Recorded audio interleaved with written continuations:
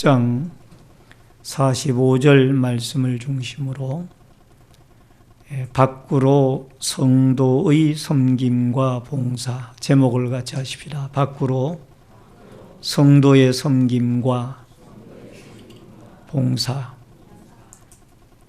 우리는 이를 첫 주에 위로 하나님께 예배, 하나님께 예배라는 주제로 우리가 말씀의 은혜를 나누었고요.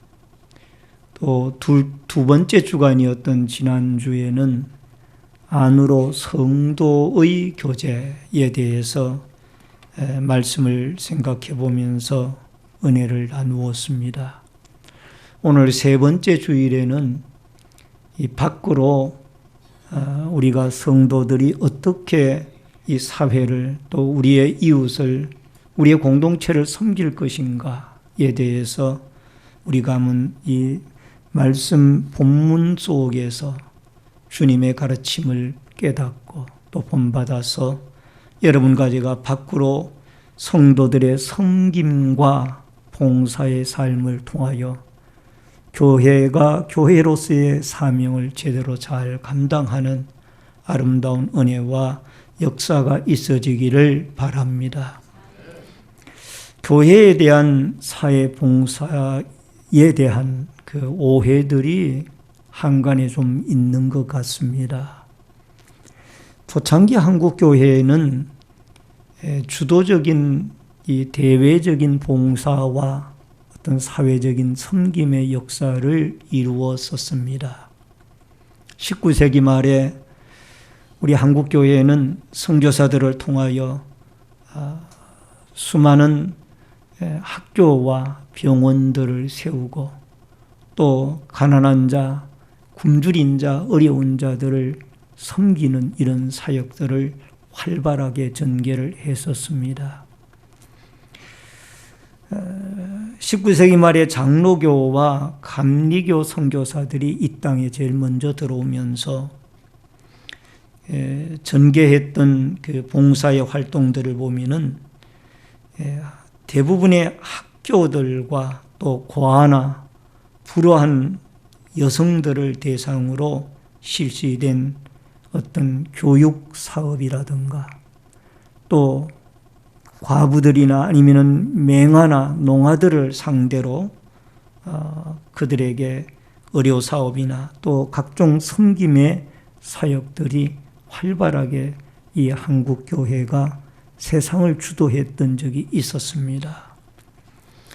그러나 이제 사회가 좀 많이 바뀌어지고 또 세월이 흐르면서 한국 교회가 언젠가부터 이 세상으로부터 대외적인 봉사가 약해진 것이 아니냐, 이런 어떤 한간의 비판의 여론들이 속속들이 나오기 시작을 했습니다. 그래서 안 믿는 세계에서 나오는 말씀들 가운데 개교의 성장주의라는 이 자폐증을 한국 교회가 앓고 있는 것은 아닌가. 그러니까 개교의 성장에만 몰두를 하고 있지 이 대외적인 봉사나 섬김에는 거리가 먼 한국 교회가 아닌가. 이런 어떤 의식들이 많은 사람들에게 회자되어지기 시작을 했습니다. 그 단예로 1998년에 한국 갤럽이 조사한 한국 개신교인의 교회 활동 및 신앙의식 조사 연구 보고서에 따르면은 앞으로 예수를 안 믿는 사람들이 어떤 종교를 선택을 하겠느냐라는 질문에 개신교를 선택하겠다는 사람이 27.7%, 그 다음에 불교를 선택하겠다는 사람이 36.9%, 천주교를 선택하겠다는 사람이 35.4%의 결과가 있었습니다. 이것은 한국 교회가 어떤 사회에 대한 변화를 따라잡지를 못했고, 또 하나는 젊은 층과 고학력자들이 교회를 떠나는 이유 가운데 하나가 교회가 외적 성장과 기복성 신앙을 강조하다 보니까 사회 문화나 또 이런 어떤 섬김에 대해서 소홀히 여겨지는 듯한 그런 느낌이 들었기 때문에 어떤 이런 의식들이 통계조사들이 나오지 않았는가 생각을 해봅니다. 그 외에도 여러 가지 요소들이 많이 있을 줄 압니다만은, 그러나 저는 오늘 이 섬김에 대해서 이것이 전적인 오해라는 것을 좀 자료를 통해서 증명을 하고자 합니다. 왜 한국교회가 대외적인 봉사나 섬김이 결코 약하지 않았다라는 것을 제가 증명하고자 하느냐. 이 시대가 오해를 하고 있기 때문에. 연합뉴스에서 파악한 분석에 발표한 기사에 따르면은 개신교 단체가 운영하는 사회복지 관련 법인 비율이 52.5%로 전체 법인의 절반이 넘어섰다고 합니다. 그리고 불교는 27.95%, 천주교는 15.6%입니다. 개신교가 사회복지 관련의 법인에서 절반이 넘고 당연히 앞서 있다라는 거예요. 그리고 전국 종합사회복지관을 운영하는 주체별 분류를 보면은 개신교가 188개, 전체 종합사회복지관 가운데 절반에 가까운 45%를 차지하고 있고, 천주교와 불교가 각각 49개와 49개로서 12%를 차지하고 있다고 합니다. 뿐만 아니라 노인복지시설도 전체 86개 중에서 54개가 62.8%가 우리 기독교 단체가 이 노인복지시설을 운영을 하고 있고, 또 불교는 8개, 천주교는 5개에 불과하다라는 겁니다. 교육 분야에서도 전국 지역 아동센터가 3,013개가 중에서 개신교가 운영하는 이 지역 아동센터가 1,601개나 되어져서 전체의 53.13%를 차지하고 있습니다. 종교계가 운영하는 초, 중, 고 사립학교를 2009년도를 기준으로 보면은 전국의 361개 가운데 259개가 개신교에서 이 초, 중, 고 사립고를 운영을 하고 있고, 그러니까 종교 사학의 72%가 개신교가 이 감당을 하고 있다라는 거죠. 천주교가 71개, 약 20%, 불교계가 31개, 8%에 불과한 것으로 통계조사가 되어졌다고 합니다. 마지막으로 서해안 기름 유출 사건이 태안반도에서 있었습니다. 몇 년 전에. 그때 봉사자가 122만 명 정도가 동원이 되어졌는데, 자원봉사자가 그중에 70만 명, 약 57%가 한국교회에서 자원봉사를 감당을 했다고 합니다.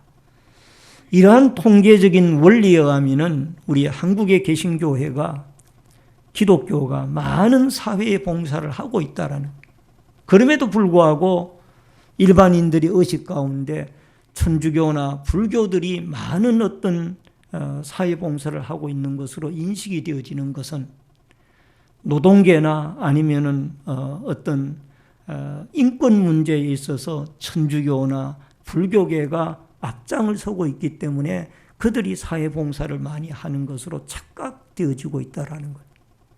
실제적으로 사회봉사에 깊숙한 어린아이들이나 노년층이나 아니면 사회복지 관련 많은 어떤 봉사하는 일에 개신교회들이 많이 참여를 하고 있다는 거예요.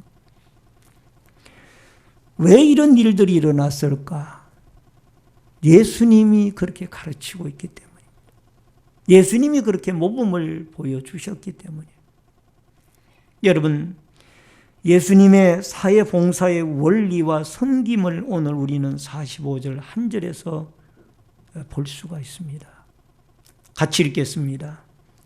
인자가 온 것은 섬김을 받으려 함이 아니라 도리어 섬기려 하고 자기 목숨을 많은 사람의 대속물로 주려 함이니라. 어느 날 예수님과 제자들이 길을 가다가 예수님의 12제자 가운데 이 세베대의 아들 야고보와 요한이 예수님에게 요청을 합니다. 예수님, 주의 나라가 영광 중에 임할 때에 우리 형제를 하나는 우편에 하나는 좌편에 앉혀주시기를 바랍니다. 이러한 질문을 받은 예수님이 하시는 말씀이 나는 섬기러 왔지 섬김을 받으러 온 것이 아니다. To be service가 아니라 to service. 영어 성경의 NIV에 보면 그렇게 되어 있어요. 나는 너희를 섬기러 왔지 섬김을 받으러 온 것이 아니다. 그래서 예수님은 친히 자기의 생명을 대속물로 주었노라. 여기에 여러분 대속물이라는 이 헬라어 단어가 루트론이라고 그렇게 되어 있는데 이 루트론이라는 헬라어 대속물이라는 단어는 빚진 사람이 노예가 되었을 때에 그 노예에서 석방시키기 위하여 몸값을 지불하는 돈이나 또 전쟁터에서 포로로 붙잡혀갔을 때에 그 포로를 석방시키기 위하여 지불하는 돈, 이것이 이 헬라 원문의 리트론이라는 이 대속물이라는 단어가 우리에게 의미하고 있는 뜻입니다. 이것이 나중에는 신학적인 의미로 이스라엘 백성들이 애굽의 노예 생활에서 해방이 되어진 것을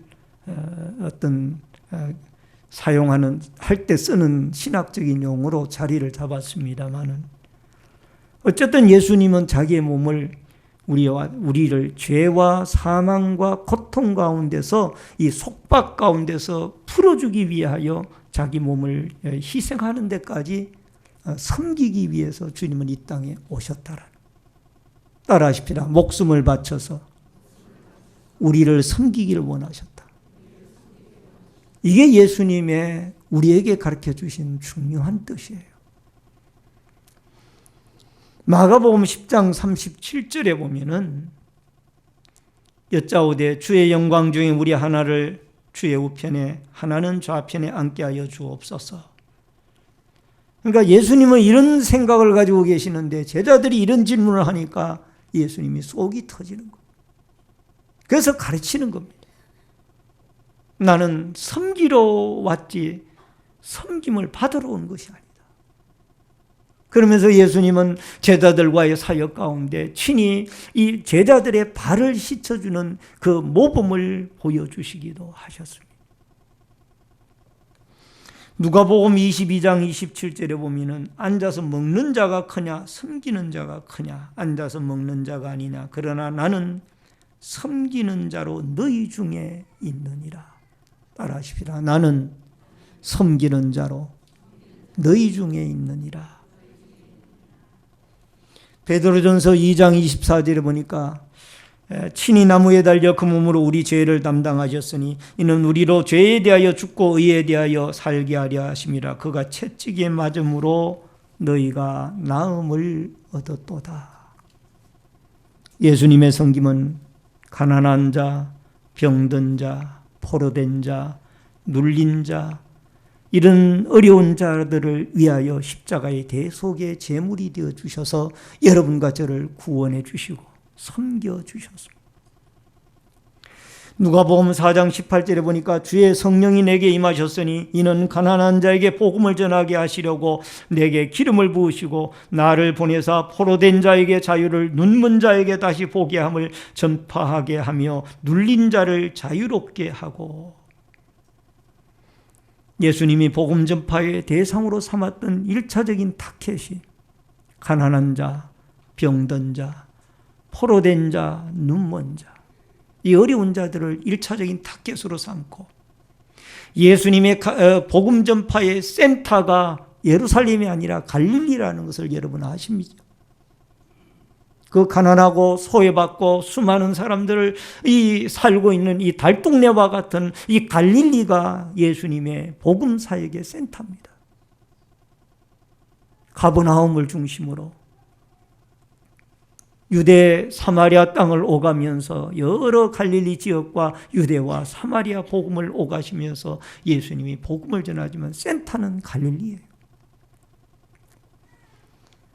누가복음 12장 33절에 내가 너희 소유를 팔아 구제하여 낡아지지 아니하는 배낭을 만들라 곧 하늘에 둔 바 다함이 없는 보물이니 거기에는 도둑도 가까이 하는 일이 없고 좀도둑도 먹는 일이 없느니라. 따라하십시다. 낡아지지 아니하는 배낭을 만들라. 이게 바로 남을 섬기는 일이에요. 하늘의 보고에 여러분과 제가 낡아지지 아니하는 배낭을 준비해야 되는데 이것이 바로 하나님을 섬기는 거예요. 이웃을 섬기는 거고, 가난한 자, 병든 자, 포로된 자, 눌린 자들을 복음을 전하고 그들을 사랑으로 보듬으며 섬기는 일이 바로 예수 그리스도를 본받는 일이며 그리스도를 믿는 일이며 그리스도를 따르는 일. 오늘 여러분과 제가 예수님의 이 중요한 가르침을, 오늘날 여러분과 저는 이 야고보와 요한과 같이 어떻게 하면 내가 높은 자리에 올라갈까, 여기에 많은 관심이 있습니다. 우리가 이렇게 살아온 거예요. 세상 사람들은 지금 이렇게 살아가고 있고 우리도 세상 사람들처럼 그런 모습을 은연중에 따라가고 있는 거예요. 그러나 예수님은 낮은 자리에서 섬기기를 원했어요. 이 예수님의 아름다운 모습이 여러분과 저에게 꼭 있어지기를 주의 이름으로 축원합니다. 초대교회의 섬김의 모습을 우리는 사도행전 6장에서 볼 수가 있습니다. 1절로 3절을 같이 읽겠습니다. 영상자료를 보시고 같이 읽겠습니다.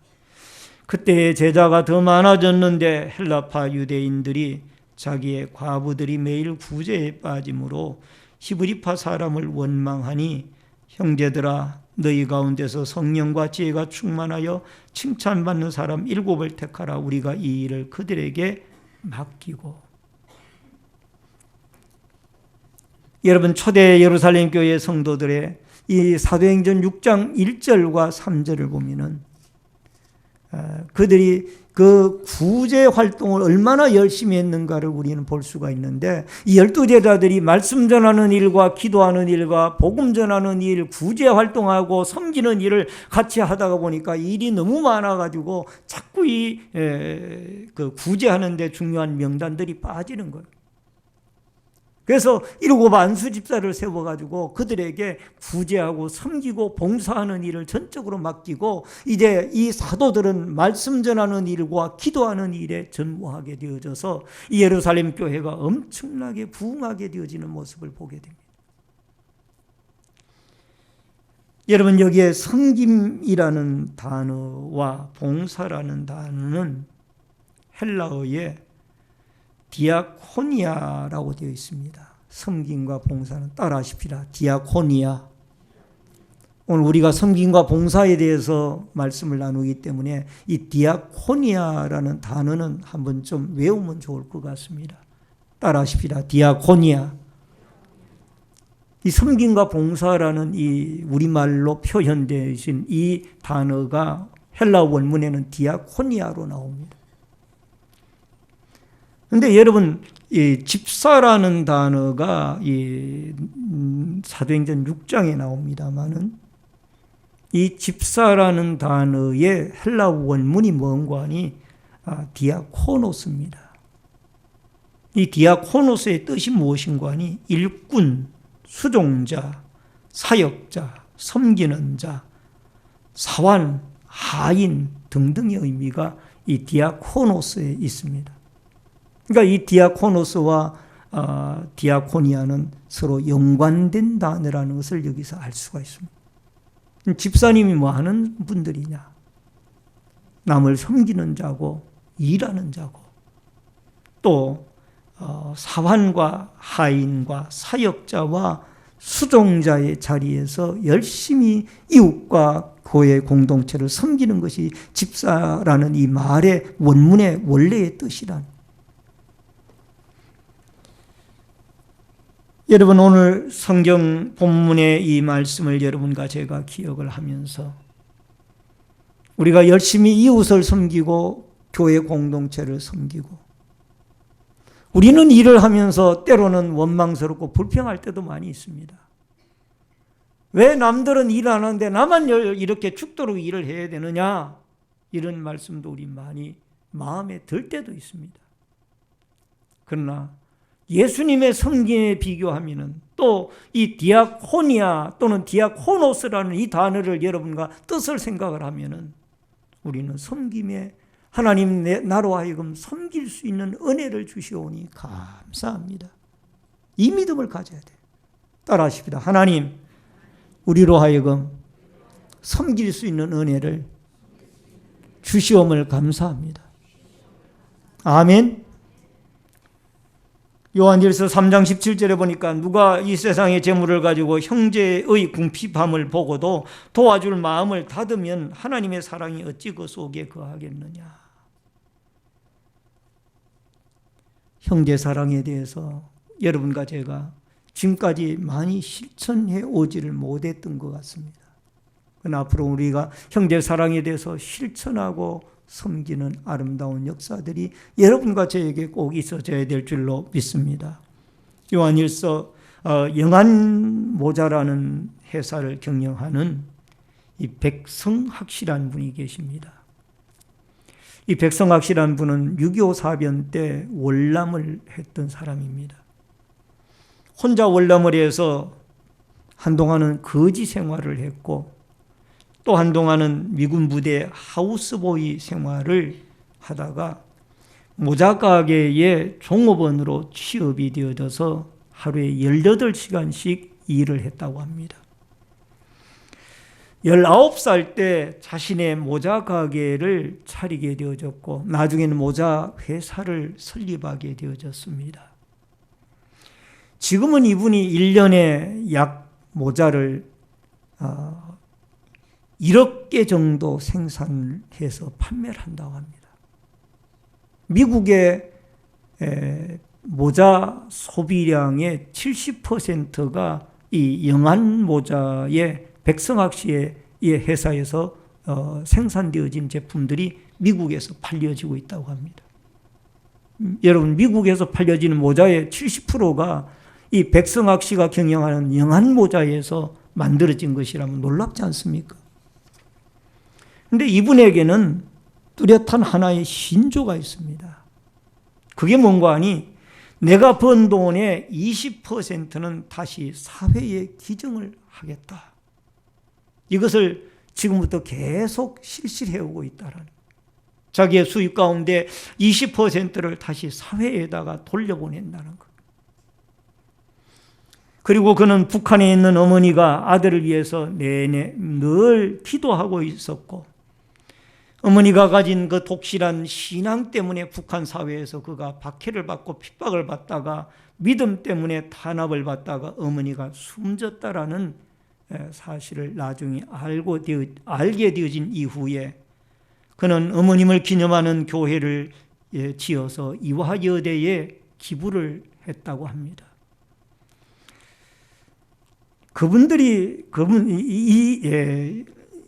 이 백성학 씨를 비롯하여 이분들이 가진 생각은 내가 가진 재산은 내 것이 아니라 이것은 하나님의 것이다. 여러분, 우리의 성도들도 이런 생각을 가져야 됩니다. 내가 가진 재산은 내 것이 아니라 하나님의 것이다. 이런 믿음을 가지고 우리가 신앙생활을 해나갈 때에 비로소 우리는 남을 어려운 자를 도울 수가 있고 사회나 교회나 또 어떤 고통받는 아픔받는 어려운 사람들을 도울 수가 있다라는. 우리 신내제일교회가 지금까지는 건축을 하고 또 부지를 마련하고 어쩌면은 이 일을 위하여 달려오는데 너무 급급한 많은 세월을 보냈던 것 같습니다.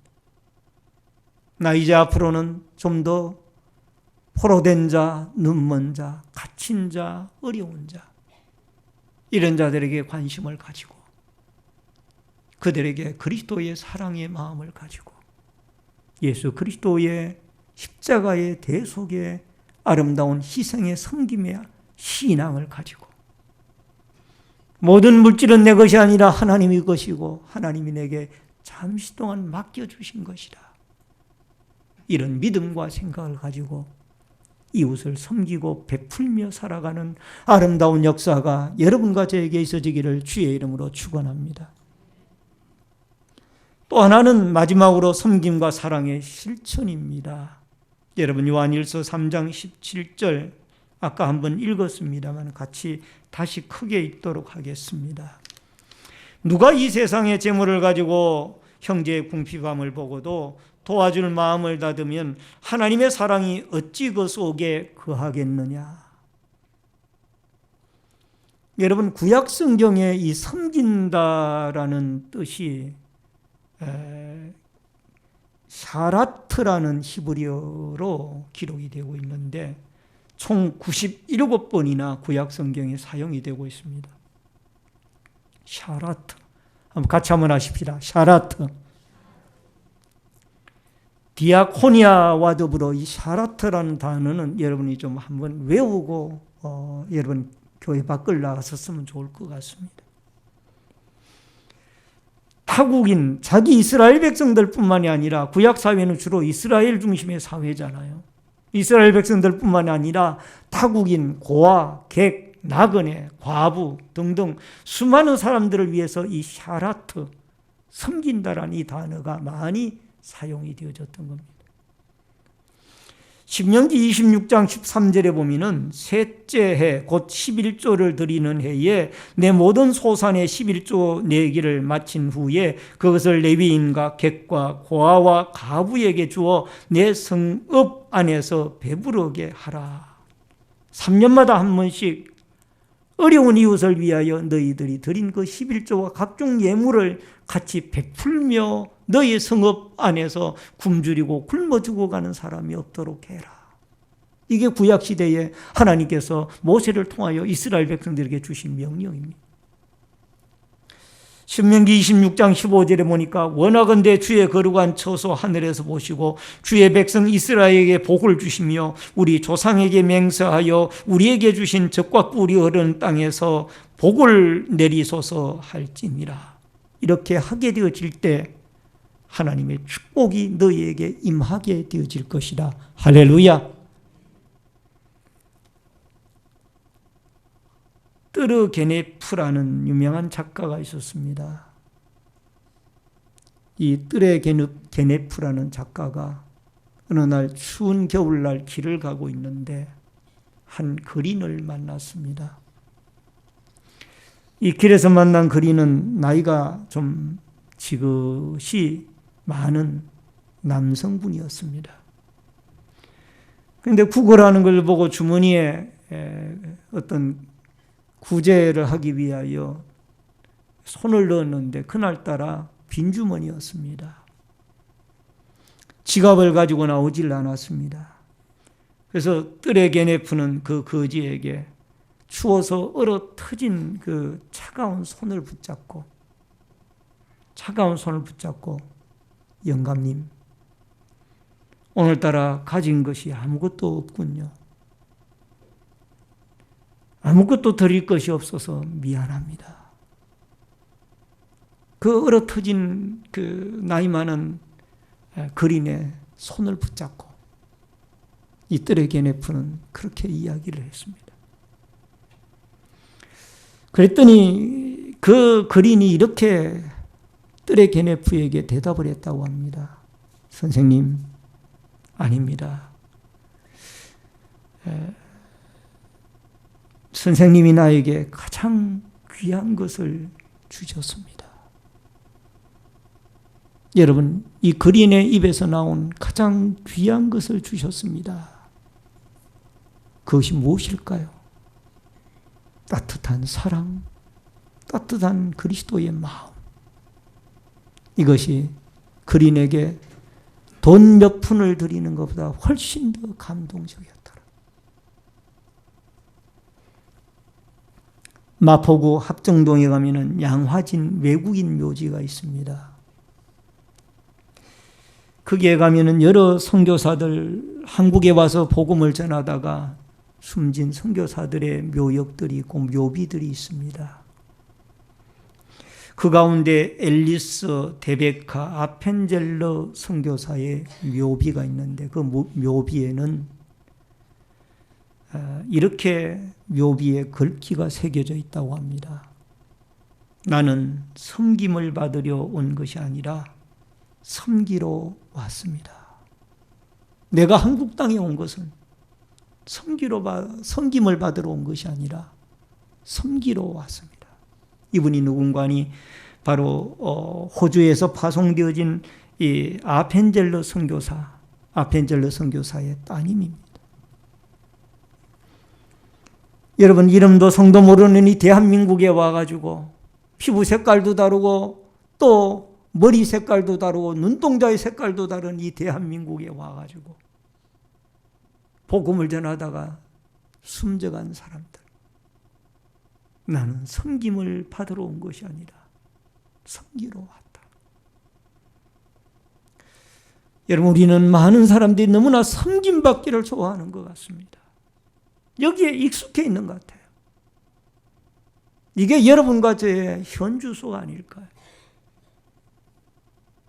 높아지려고 하고 또 야고보와 요한처럼 예수님의 좌편에 우편에 앉기를 좋아하고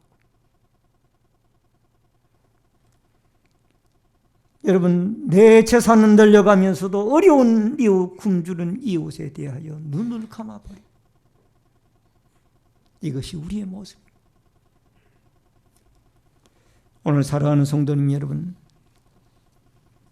손이 얼어터진 나이 많은 그 그린에게 영감님, 오늘따라 가져온 것이 없네요. 아무것도 드리지 못해서 미안합니다. 손을 잡아줄 수 있는 이 사랑의 마음이 과연 여러분과 저에게 있습니까? 예수님은 여러분과 저를 위하여 목숨을 버려주셨는데 우리는 작은 물질 하나를 하나님을 위해서 드리는 것을 아까워하고 내 명예를 위해서는 엄청난 돈을, 내 건강을 위해서, 내 쾌락을 위해서는 많은 물질을 투자하면서 어려운 이웃을 위해서는 한 푼을 아까워하는 이것이 우리 예수 믿는 사람들의 우리의 모습이 아닌가. 내가 섬김을 받으러 온 것이 아니라 섬기러 왔느니라.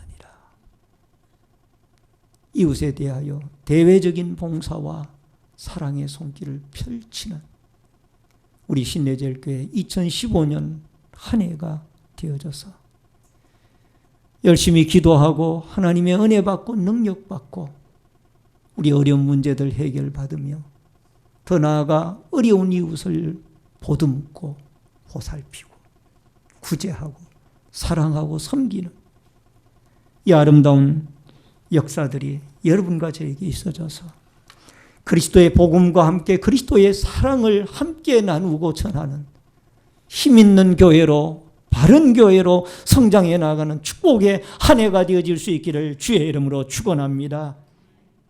말씀을 드립니다. 우리의 신앙생활이 아직도 밖으로 봉사와 섬김이 너무 약한 가운데 살아온 것은 아닌지요.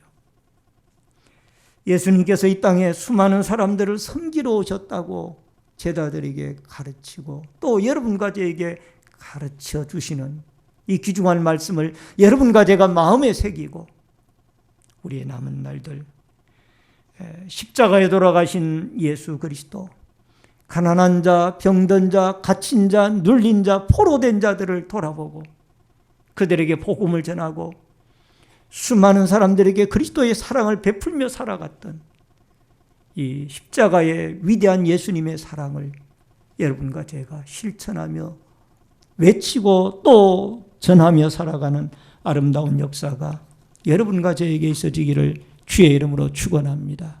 축원합니다. 통성으로 다 같이 말씀을 생각하며 하나님께 기도드리겠습니다. 오늘 섬기러 오셨던 예수님의 아름다운 봉사와 또 제자들의 발을 씻어주셨던 이 아름다운 섬김의 모습이 대속물로 그의 목숨까지 우리를 위하여 죄와 사망과 죽음 가운데 있는 여러분과 저에게 섬기기 위하여 은혜를 베풀어 주셨고 복을 내려주셨던 구속의 은혜를 주셨던 예수님을 생각하며 우리도 그리스도 안에 사랑을 베풀고 살아가는 자들이 되게 해달라고 다 같이 통성으로 기도하겠습니다.